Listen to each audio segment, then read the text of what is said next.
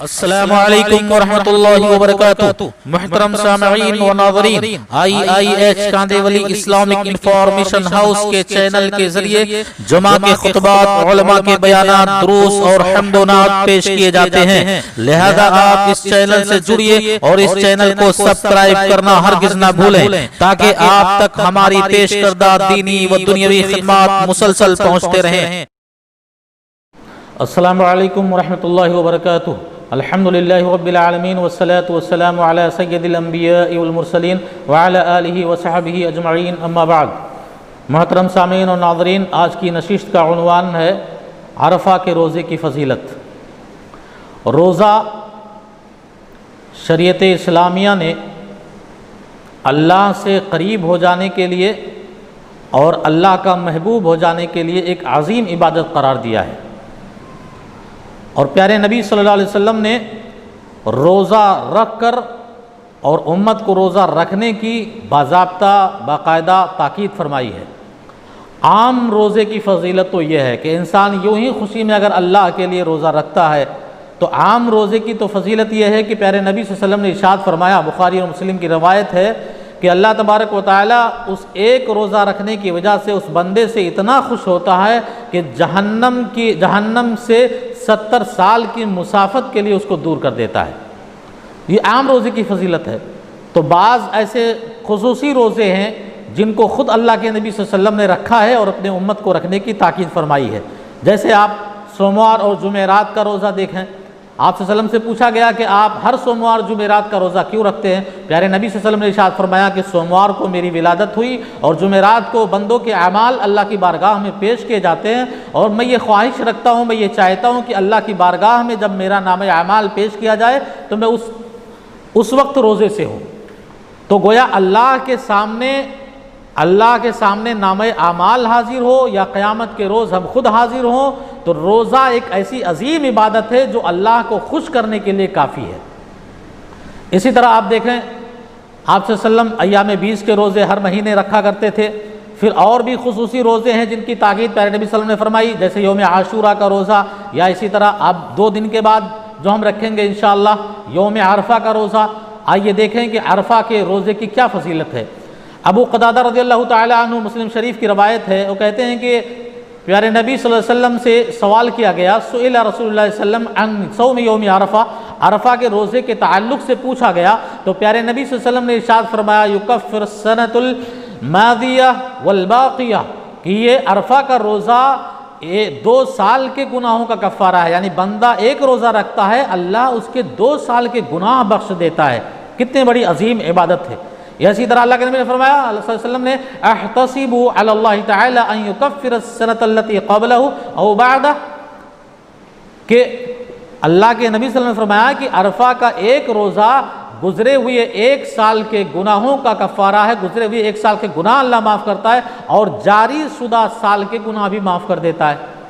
تو یہ تو فضیلت ہوئی۔ عرفہ کا روزہ کب رکھا جائے، علماء کے بہت لمبے مسائل اس میں ہے، لمبی بحث ہے، لیکن آپ دیکھیں کہ عرفہ کا روزہ، بعض لوگ کہتے ہیں کہ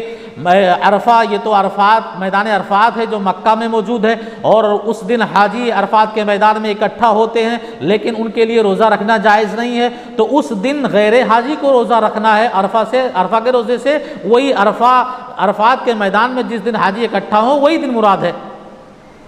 تو بعض علماء نے کہا، اور ان کی صحیح دلیل بھی یہ ہے کہ اگر ہم یہ اعتبار کریں کہ حاجی جس دن عرفات کے میدان میں اکٹھا ہوتے ہیں وہی عرفہ کا دن ہے، اسی دن عرفہ کا روزہ رکھنا ہے، تو کیا یہ صحیح ہے، درست ہے؟ نہیں۔ اگر ہم یہ مانتے ہیں تو پھر یہ بھی ماننا پڑے گا کہ وہ عرفہ کا دن گزر جانے کے بعد دوسرے دن قربانی پیش کرتے ہیں، تو ہم تو قربانی نہیں پیش کرتے، اس لیے کہ اس دن ہماری ذی الحجہ کی 8ویں تاریخ ہوتی ہے۔ یا اسی طرح آپ دیکھیں عرفات کے میدان میں جب حاجی اکٹھا ہوتے ہیں تو کہیں رات ہوتی ہے، تو رات میں روزہ آدمی کیسے رکھے گا؟ کہیں 8 تاریخ ہوتی ہے۔ تو اختلافی مسائل کا حل یہ بتایا گیا کہ ہر ملک والا، ہر شہری یہ دیکھے گا کہ اپنے مطلع کا اعتبار کرے گا، سورج کے طلوع ہونے کا، چاند کے طلوع ہونے کا، یا اسی طرح ذی الحجہ کے تاریخ کا اعتبار کرے گا۔ عرفات کے میدان میں حاجی 8ویں ذی الحجہ کو اکٹھا ہوتے ہیں، جبکہ ہمارے یہاں وہ تاریخ 9ویں تاریخ ہوتی ہے، تو ہم کون سے دن روزہ رکھیں؟ تو اللہ کے نبی جناب محمد رسول اللہ صلی اللہ علیہ وسلم نے عرفہ کا روزہ جو کہا ہے، یہ 9ویں ذی الحجہ کی تاریخ کا نام ہے، جیسے آپ دیکھیں قربانی کے دن کو پیارے نبی نے کیا کہا؟ یوم النحر۔ کیا ضرورت تھی یوم النحر کا دن نام دینے کی؟ آپ قربانی کا دن کہہ سکتے تھے، لیکن یوم النحر ایک خاص دن قرار دے دیا، ایک خاص نام دے دیا اللہ کے نبی صلی اللہ علیہ وسلم نے۔ اسی طرح یوم النحر کے بعد آپ دیکھیں اللہ کے نبی نے جو اور 3 دن ہے اسے ایام تشریق کہا ہے،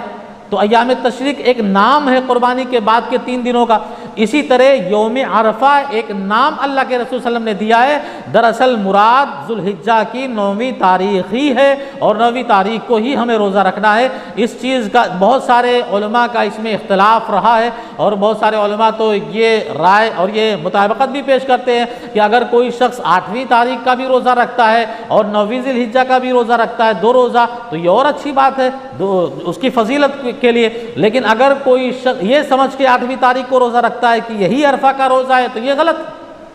آپ کو یہی اس نیت سے کہ عرفہ کا روزہ رکھ رہے ہیں تو وہ ذی الحجہ کی 9ویں تاریخ کو ہی ہمیں روزہ رکھنا پڑے گا، یا ہر شخص، ہر ملک، ہر شہری اپنے مطلع کے اعتبار سے ہی ذی الحجہ کی 9ویں تاریخ کو روزہ رکھے گا، اور یہی یوم عرفہ کا روزہ ہے جس کے روزہ رکھنے کی تاکید شریعت اسلامیہ نے کی ہے۔ اسی طرح میں آپ لوگوں سے یہ بتانا چاہوں گا کہ اس روزے کی جب اتنی بڑی فضیلت ہے تو عام روزوں کی جب اللہ کے نبی نے اتنی فضیلت بتائی تو خصوصی روزے جب ہم رکھیں گے جو نبی نے ہمیشہ رکھا ہے اور امت کو تاکید کی ہے، تو اس روزے سے ہم اللہ کے بہت زیادہ قریب ہو جائیں گے۔ اور بہت سارے ہمارے بھائی ایک غلط ذہن اور غلط مسئلہ بھی پیدا کرتے ہیں، وہ کہتے ہیں کہ 9ویں تاریخ کا روزہ رکھیں گے ذی الحجہ کی، پھر بقرہ عید کے دن بھی آدھا روزہ رکھیں گے۔ دیکھیں بقرہ عید کے دن جو سنت ہے پیارے نبی کی کہ عید الفطر کے دن آپ کھجوریں وغیرہ کھا کر جو عیدگاہ جایا کرتے تھے، اور بقرہ عید کے دن آپ کچھ نہیں کھاتے تھے، لوٹ کر آتے تھے، اس کے بعد آپ بکرے کی کلیجی جو ہے بھون کر کھاتے تھے۔ تو یہ تو ایک سنت ہے، لیکن ہم اس کو روزے کا نام نہیں دے سکتے، یہ روزہ نہیں ہے، کیونکہ آدھے دن کا روزہ شریعت نے قرار نہیں دیا ہے۔ لہذا یہ کہنا کہ 1.5 روزہ، ایک دن 9ویں کا اور آدھا دن 10ویں کا قربانی کے دن کا، ایسا صحیح نہیں ہے، اس لیے کہ عید کے دن روزہ رکھنے سے پیارے نبی صلی اللہ علیہ وسلم نے سختی سے منع کیا ہے، بلکہ عید کے دن روزہ رکھنا حرام ہے۔ اللہ تبارک و تعالیٰ سے دعا ہے کہ العالمین ہمیں عرفہ کے روزے کو رکھنے کی توفیق عطا فرمائے، اور اس کے تعلق سے ہمارے گناہوں کو اللہ معاف کرے۔ والسلام علیکم ورحمۃ اللہ وبرکاتہ۔